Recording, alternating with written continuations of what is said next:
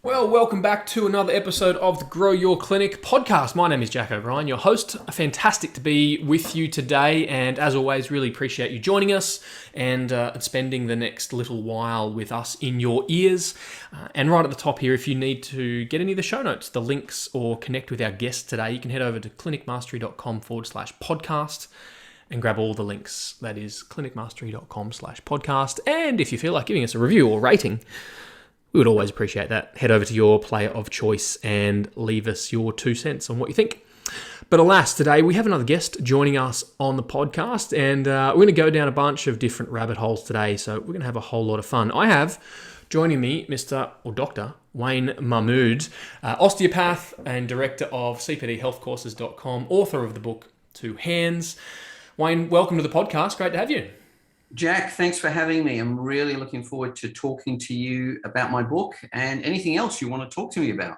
We have lots to talk about, and for those listening, fun fact, Dr. Wayne taught me all there is to know about dry needling right back in my one of my new graduate years. Was one of the first CPD courses I attended was at cpdhealthcourses.com. So thank you for the skills that you entrusted to me way back in the day. Thanks, Jack. Yeah, in fact, I do remember you, and you must have come to one of our first courses in Sydney. Yes. And you've since kindly referred all your new grads to us, which is fantastic, and I thank you for that. So yeah, I love dry needling. I say that at the beginning of every course that I present. I still present, and people say, well, I'm sure a topic of this podcast is working on your business and not in it. But when I attend a course, I am there for training. I train our presenters. We have a presenter team around 10 to 15 people around the country in various places, and I'm training them, but they can't get me off the stage. If I'm there, I'll love to introduce myself, introduce the team, and tell them our story. So I'm sure the story has probably changed since, Jack, you were there. No doubt. But we've moved from that time, and I progressively tell people what's happened, what our origins were, why we love dry needling, what are the focuses on dry needling, why do we focus on dry needling. And I think it's part of that being genuine, being honest, and being someone that they can trust, I guess. You're telling them a real story about your business. And that's important not just for CPD health courses, our dry needling education business, but also as a practitioner working with your patients. People like stories, and it's all about trust and communication. No doubt. Well, I'm really looking forward to diving into your journey and some of your perspectives, especially on manual handling or manual therapy. But before we get there, I've got a couple of quick rapid fire questions for you, some standard ones just for our audience to get to know you. So here we go. Number one, what are you reading right now?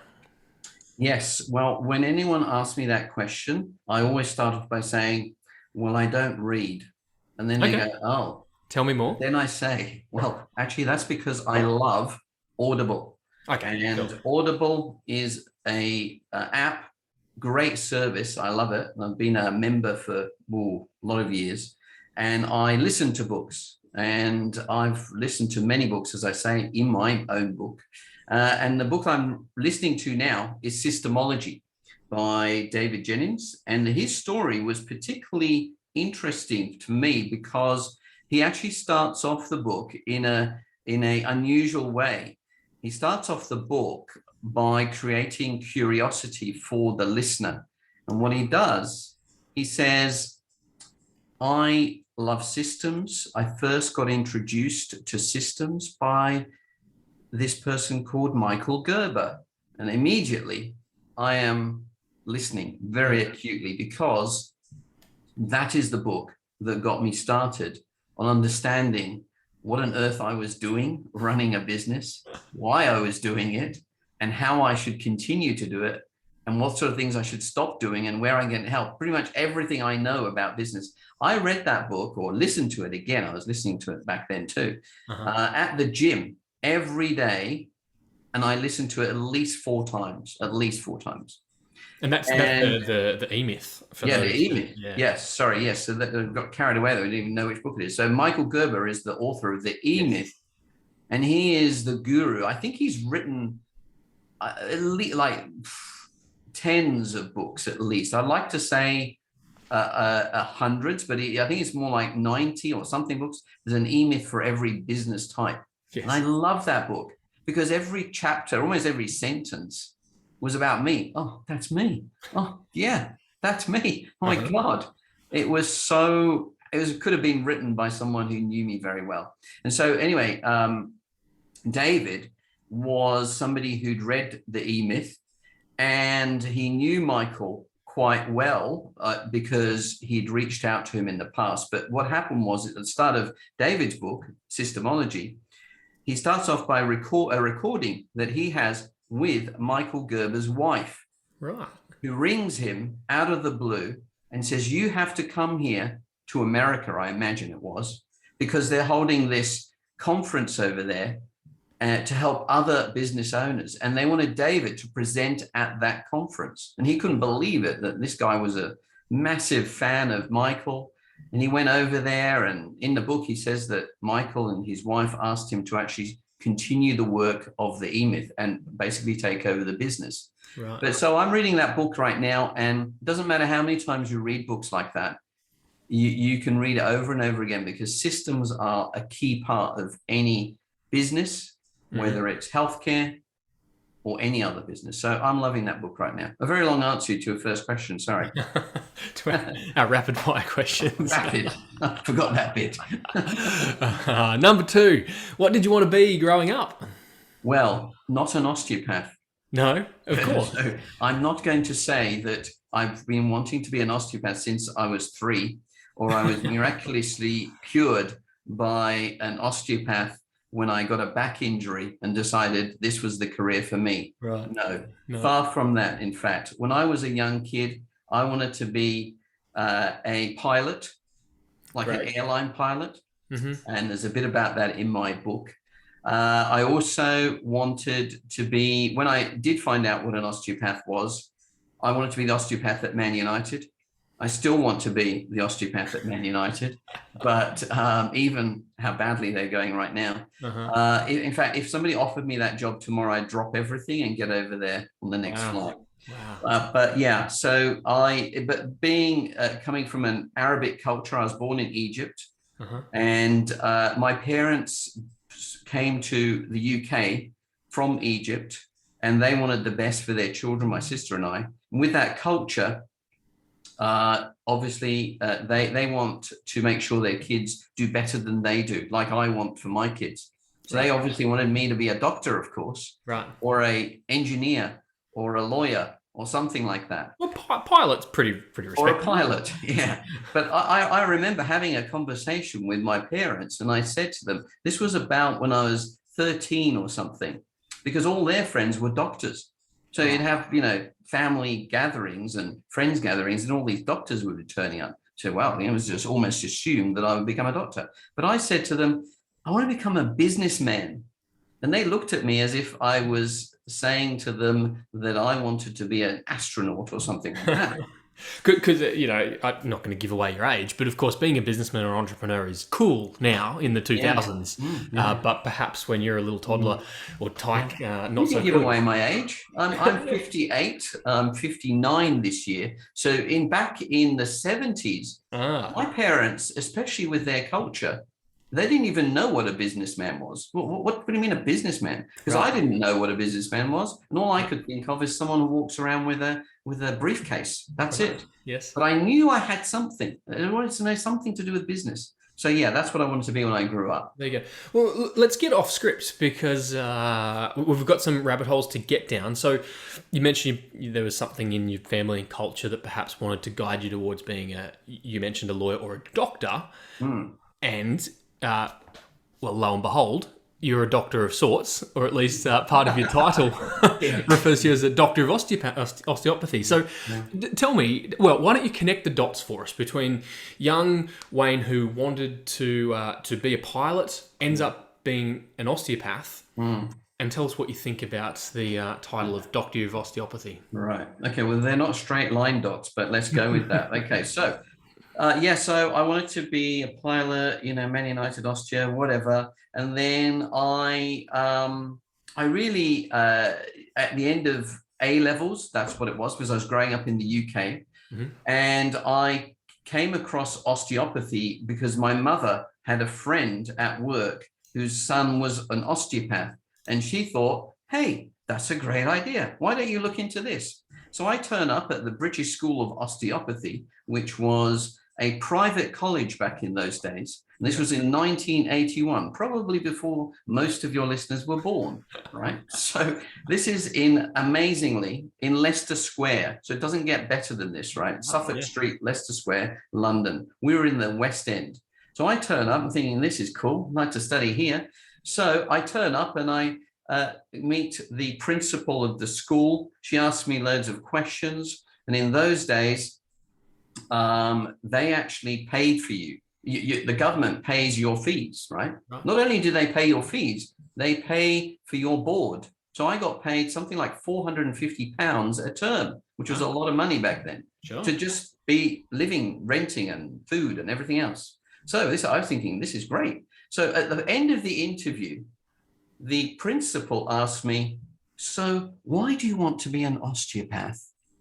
And at 18, I had no idea. So I gave her the answers in my head, all of which were useless and completely off track. Then she says at the end, what about helping people? And I said, yep, that's right. Yep, helping people. That's great. I really want to help people. And little did I know that osteopathy would grow on me, basically. I took it on as not just a vocation, but it is part of who I am now. Right. That was 36 years ago. That's a long time. Right. And I love being an osteopath. I love being an acupuncturist as well now. But what I love most about it is being able to help people. And that's the topic, the main reason I've written the book. But talking about the doctor part, in the UK, doctors, osteopaths are not called doctors. Right. We are Mr. or Mrs. or Miss or whatever you want to call yourself, but there's no doctor.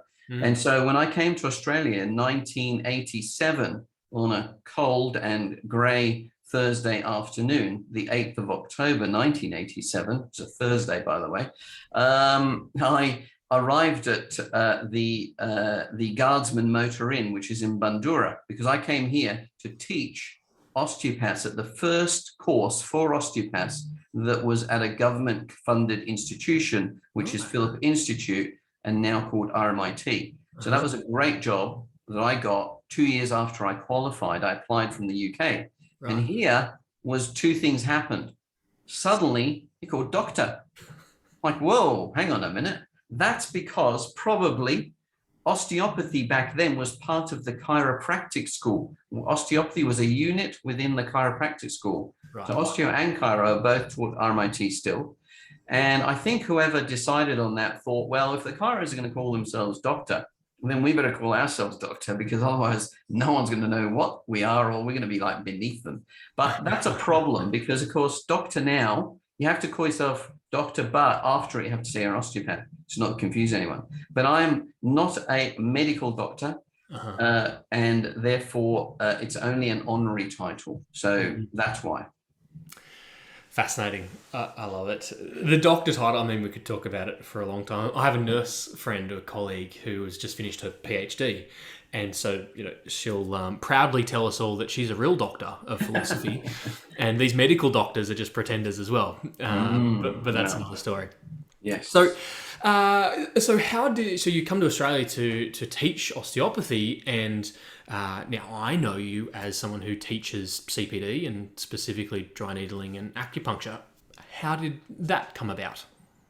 Yeah, so I started off as teaching osteopathy at Philip Institute, and then in 2000 I became interested in acupuncture, and this is where I actually did have an illness. I had pneumonia, and I remember going to VU, where I taught HVLA to students at VU in the osteo course, and one of the students said, "Oh, you don't look too well." I said, yeah, no, I've got a really bad chest, whatever, been double antibiotics, no better. She says, oh, you should see this guy. And he sends me to an acupuncturist in St Kilda Road in Melbourne. Jerry Jang, his name is.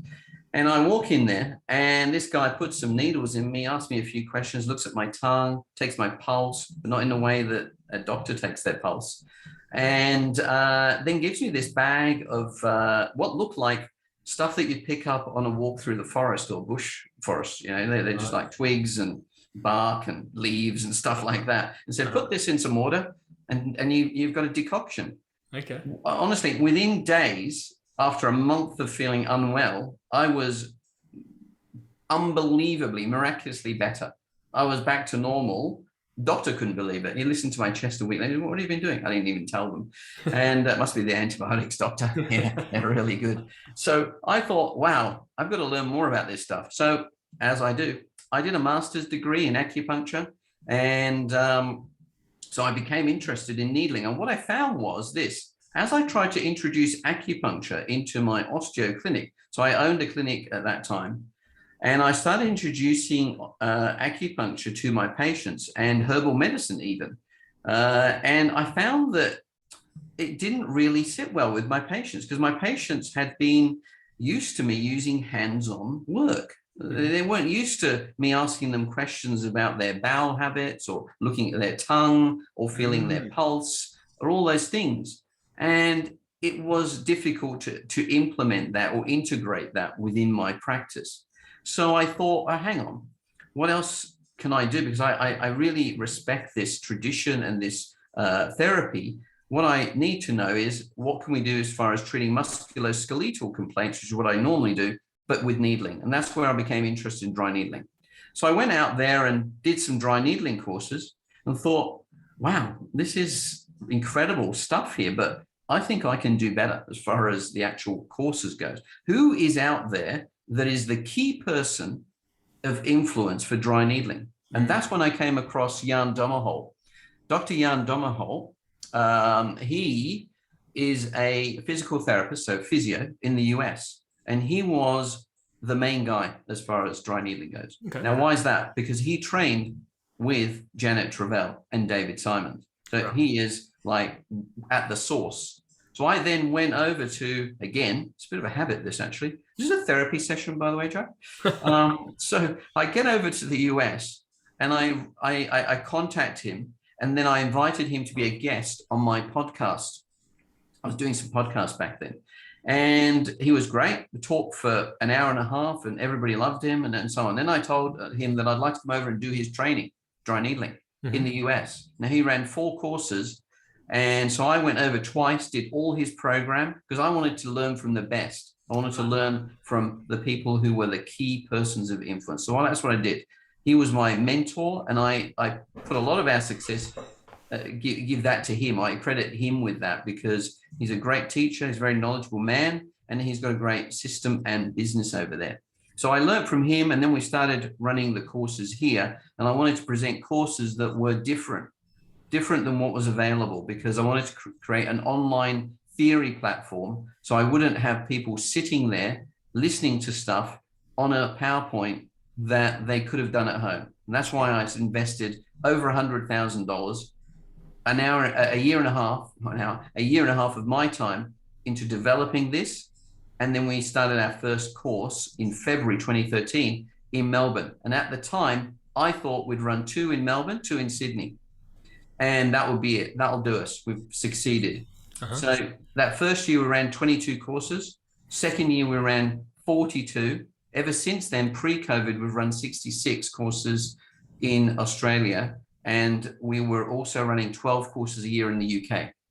Wow. So that has been an incredible journey and a lot of hard work, but I've learned so much from that, you know, it's invaluable to have learned it and made so many mistakes, learned from them. I just love that journey. I love everything about it. I love dry needling. I love the business side of it. And just being able to sit at my desk and create. Yeah, it's such a different phenomenon to what we're so used to being inside our 4 white walls and with our treatment plinth or our table and It is very different to be able to create something where you're not treating as a clinician. So I'm curious, when you think about who's listening, clinic owners, health professionals who think there's got to be more to business than just seeing patients, just that transfer of one-to-one kind of consulting. What advice or how would you challenge people to think if they wanted to expand their horizons? Look, I think the first thing that I would say to somebody who is thinking, well, there's got to be more to this than treating patients. I'm getting tired, my hands getting sore, I'm working all hours, I've got to manage all these people that work for me and so on, is to actually do a little bit of maths. And so the maths is this. Okay, how much money do I actually take home at the end of every week? Let's say it's a week. And how many hours am I spending to create that money, to bring that money in, right? And I can guarantee you it's not going to be pretty. It's going to be very ugly and surprising. You would probably then go, hang on a minute, I could get a job at Coles stacking shelves and I'd be earning more money with less stress. I don't have to think about it when I come home. And I could then not worry about phone calls. I'd have to sit home at night worrying about why my associates are leaving, why my receptionists aren't doing what I'm asking them to do, all the problems that exist, which are fixable if you just do that maths. The maths is frightening. You know, numbers don't lie. That's why you have to know them. You have to know your numbers. You have to know your KPIs. And a lot of people don't do the numbers. That probably, I don't know why, but maybe it's something that I think a lot of the time people think that being a health professional, we should just give everything to our patients because we're here to help. Mm-hmm. But the problem, and I think that the goal is that maybe people who work for others as associates think, well, one day I might be able to run a practice. But that's seen as the sort of the zenith, the epitome of success. But often what you have is not a business, you have a job. Yeah. And so that, you know, you've only got a business if it doesn't rely on you. So if you're having to generate that money yourself, and if you weren't there, your business would collapse, you have a job. So on the money thing, I know a lot of health professionals are sensitive when it comes to talking about money and sales particularly. And I'm curious, what advice would you have to someone who's maybe a little bit conscious around the cost of healthcare, or someone who's a bit uncomfortable talking about money with their patients? Sales doesn't have to be a dirty word. Money doesn't have to be a taboo topic. What advice would you have for someone who struggles with the mindset around money? Yes, great question. And I do talk about that in the book. And I say that the question about money, so let's say it's about your fees. What fees should you charge? And often they're either decided upon by the person you work for, or you decide upon those fees for everyone who works in your clinic. And I think that we're very often guilty of becoming sheep. So we go, well, the physio's down the road. Well, they're charging this much. So therefore, we can't charge more than them. Otherwise, you know, we might lose people to them. Well, hang on a minute. Where's that? I love this is not a 4-letter word, but this is a 3-1. It's much more powerful. It's why. If you ask yourself why, well, why won't we charge more than them? I mean, is there a reason? Very often that exposes the post hoc fallacies that we have about our own worth. We don't really have a good grip of the reasons why we charge a certain amount. And I say, if you didn't have a gatekeeper, and that gatekeeper being your receptionist, she or he, see how unsexist I've been there, Jack? If you've noticed that, they could be they actually, because that's a good pronoun. They manage the money, right? So you're protected from that whole thing. Oh, I just do the treatment here. I don't get involved with that dirty money stuff. So often we're protected from that. But okay, If you're selling stuff in a market, you're the one who has to say, this is worth this much. I don't give it to you unless this is it. Put yourself in the place of your receptionist. You don't have a receptionist anymore. Visualize that. You're out there one day, and then it's time to pay. Oh, it's a new patient. So, and how much will that be? Oh, well, it's X. How are you going to feel then? Are you going to feel comfortable saying it's $150 or whatever it is, $80, whatever it is?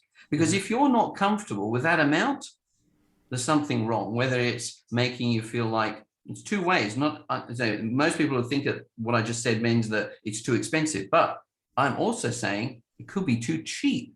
Right. You've just given everything to that patient. You've done everything you can to help that patient. And often we think it's about an outcome. Well, I don't really feel that I should be charging this much because they're still not better. Hang on a minute. Whoa. I mean, if that was the case, we'd go to the GP, and when the first lot of drugs didn't work, we'd want our money back. Or they sent you off somewhere else and you'd go, well, you didn't actually treat me. I mean, that's not about that. It's my time and effort and my experience. And, you know, I talk about Picasso's story in my book. Mm-hmm. Picasso, he is a great story, this one, because experience is very often underestimated. And what that means is this. So Picasso's sitting in a cafe, so the story goes, and he is doodling on a little napkin. Mm-hmm. And one of his greatest fans is sitting across from him. This is apparently a real story, in his 60s now. And he gets up after 5 minutes, scrunches the napkin up, puts it in his pocket, or maybe he puts it in the bin. There are two different stories. Mm-hmm. And as he leaves, the fan approaches him and says, oh, Picasso, I'm one of your greatest fans. I've loved your work since I was a child, and this is so great to meet you. I wonder if I might ask you if I could have that napkin that you've just screwed up. She says, yes, you can. That'll be 100,000 euros. And she's taken aback. He goes, well, 100,000, it took you 5 minutes to do that. Like, she's thinking that. It didn't take me. So he's picking up that resentment about the 100,000. And she says, well, but it only took you 5 minutes. And he says, it didn't take me 5 minutes. It took me 60 years. Yes. Gotcha. So, you know, that's the incremental change. When I start off working as a new grad, maybe I'm not worth $150 every half an hour, but I should be thinking about increasing my fees proportion to what you're comfortable with, because it's a two-way street, though. Mm-hmm. It's not a case of just putting your fees up. As I once said to one of my receptionists when she came in after a few years and said, Wayne, I want a pay rise. I said, well, that's great. It's fantastic. Thanks for coming in and feeling confident enough to come in and ask me for that. But what have you brought to the business since last year to make it worth my time and while to give you a pay rise? What's the increase? Because you've got to increase your knowledge, your experience. Yeah. There's no money tree that just creates pay rises. That's right. It's not I'm now earning more because you're bringing in more patients, or you're more efficient at working, or you have helped me mentor the other receptionists, or whatever it is. There's got to be something in it both ways. No doubt. So talk to us about manual therapy.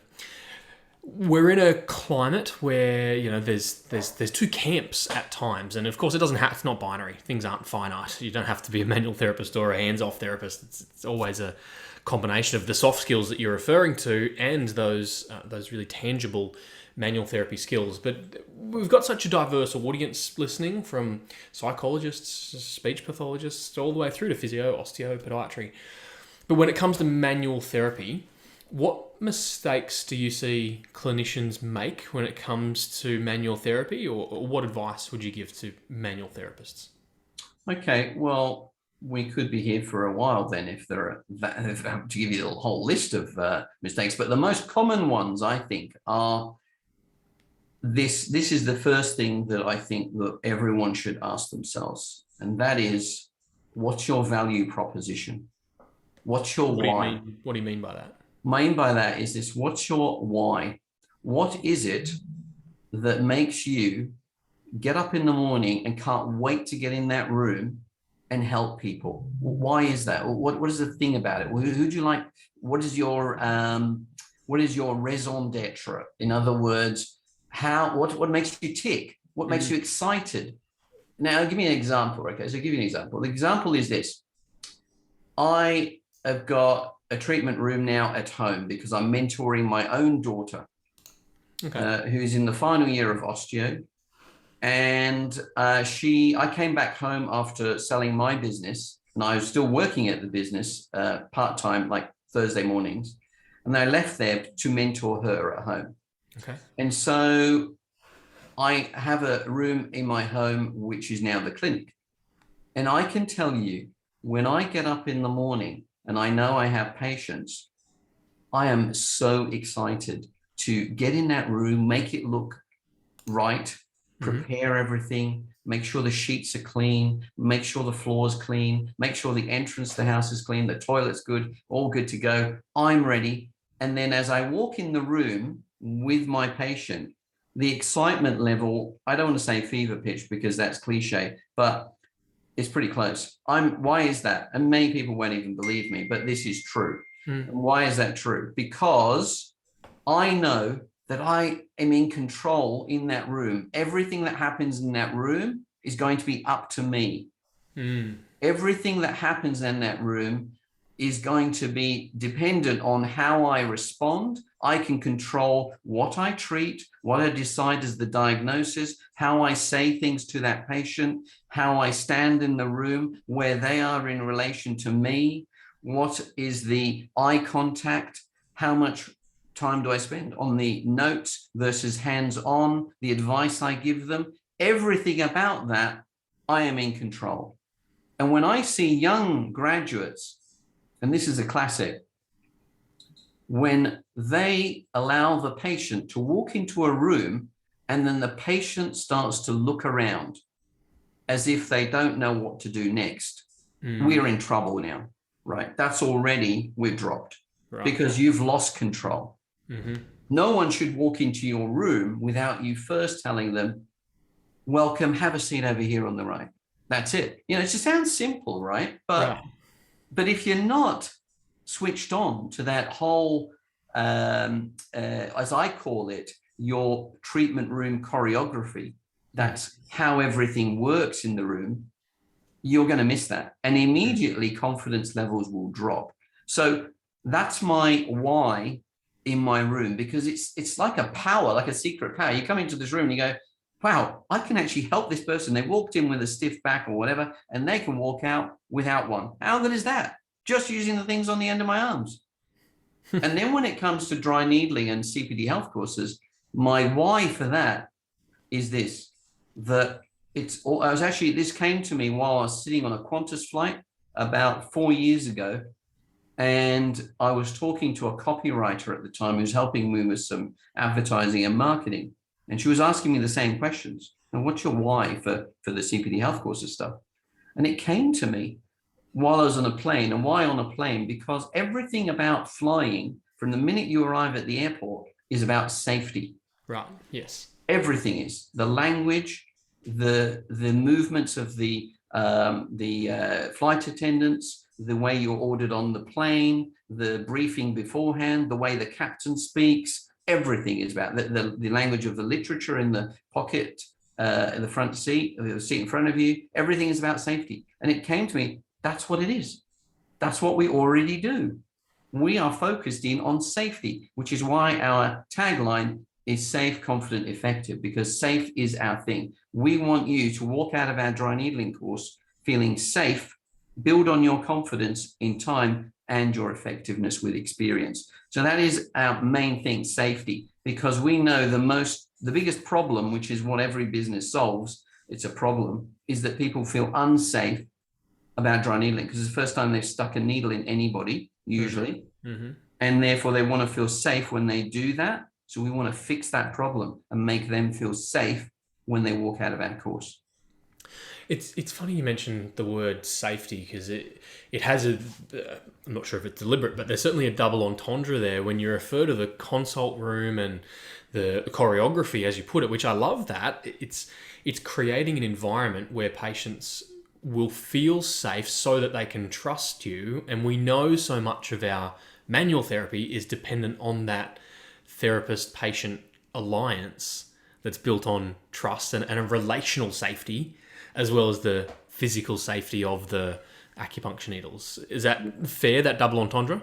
Yeah, absolutely. I hadn't intended it to work in the manual therapy field as far as treatment goes, but it's more for the dry needling stuff. But absolutely, 100%. It is all about safety when you're in the room. But safety, it's a little nuanced, that answer. And let me tell you why. Because with dry needling, you are training as a postgraduate. You've done all your training at uni or wherever, and you then do this extra thing called dry needling. And so safety is really important because it's the first time you've stuck a needle into anybody's invasive technique.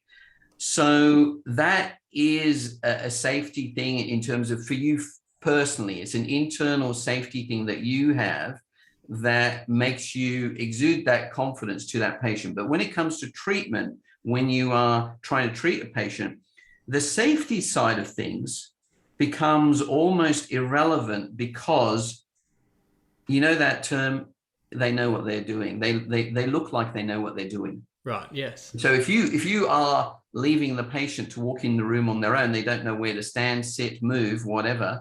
And then another one that's a classic is this is a great favorite of mine. I have a chapter all about it. It's the things that I don't want you to do, or I don't suggest you do. And that is where practitioners start mimicking the actions that they want their patient to do. So they're doing an active range of motion. So they say, let's get you to move your arms out to the side, and they actually do it at the same time as the patient. Like, have you ever seen an orthopedic surgeon do that? No. They're not going to be going and waving their arms up and down or reaching behind their back. They're just cues. They're just going to tell you what they'd like you to do by not actually doing it in front of you. They will give you the little tap on the shoulder. That's the direction they want you to go. They stand in a particular position. They know where to press when they want you to push against you. All that is telling the patient, this guy knows what they're doing, or this girl knows what they're doing. Mm-hmm. That's the cue. So that becomes irrelevant to safety, because patients don't go, oh, this person's really safe. They just know they're in a right place because they've seen all the cues. They don't have to think about it. They feel like they're being looked after. That's really insightful. Really insightful. And a final question for you. Why the book? So in the book, Two Hands, the game changer for manual therapists, but why a book? Good question. I see this every week that I am teaching any dry needling course. I see new grads, and I can see that unless they can swim, they're going to drown. And unless I build a bridge, that is why my book exists and why I wrote it, because I wanted to build a bridge between their technical training, the training they do at university or college, and the real world, excuse the pun, the sharp end of real private practice. Right. You and them demanding a result in four walls. Here you are, it's you and them, fix me, and I'm going to pay you. Mm-hmm. Okay, how does that work? That never happened. So for my own daughter, for example, she sees patients at the uni college, at the student clinic. Mm-hmm. Now, those patients, wonderful that they've got that experience and so on, but they're not the same people that you get in private practice. They are not. These people are different.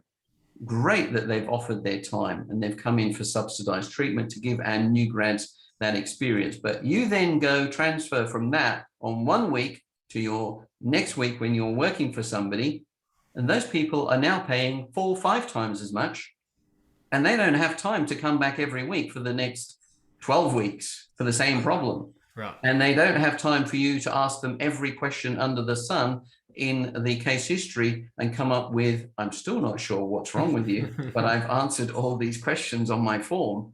No, they don't care how great your questioning is on your case history. They don't care that you know how to do a cluster test for 3 clusters, a cluster test which has 3 tests within it for your shoulder, and whether it's an AC joint. No one cares. No. All they care is, can I still play tennis tomorrow? Can I pick the kids up? Right. Can I go to work? It's nothing to do with it. You might be the best ever technique-wise. You might have won the prize. No one cares. So that bridge is hopefully what I built with my book, to give you those hands-on tools to go, you know what, I've got a little secret book here that I can pick up, read the stuff that I've learned and made my own mistakes over the last 36 years. And I know what works and what doesn't. And giving you those pieces of advice and my experiences over my time to help you avoid sinking while you're in that room, and really love what you do and really appreciate how lucky we are to have a job where we can help people just with using your two hands. So good. And so I think clinic owners, it's a great investment in your team and your team's development to pick it up. Wayne, it's been really insightful. If people want to grab the book, where should they do that, or how can they get in touch or follow along with your journey? Sure. Yeah. So my book is available on Amazon, and you can go there and look up the title, Two Hands: The Game Changer Guide for Manual Therapists, or you can go to the URL getbook.at/2hands. And you can go to my website, which is twohandsgamechanger.com. It's there. You can get the first 3 chapters for free if you go there as well. And so they're the 3 places, or just email me, info@cpdhealthcourses.com. Super. And folks listening, we will link up all of those links at clinicmastery.com/podcast for a one-stop shop to make sure they're all connected. Mate, thank you so much for joining us on the podcast today. It's been an absolute pleasure having you. Thanks, Jack, and thank you for you and your team for inviting me to talk to you. I really enjoyed my time, and hope to speak again soon. Thank you, mate. And listeners, thank you for joining us. As always, head to clinicmastery.com/podcast, and I can't wait to bring you another episode again really soon. Bye for now.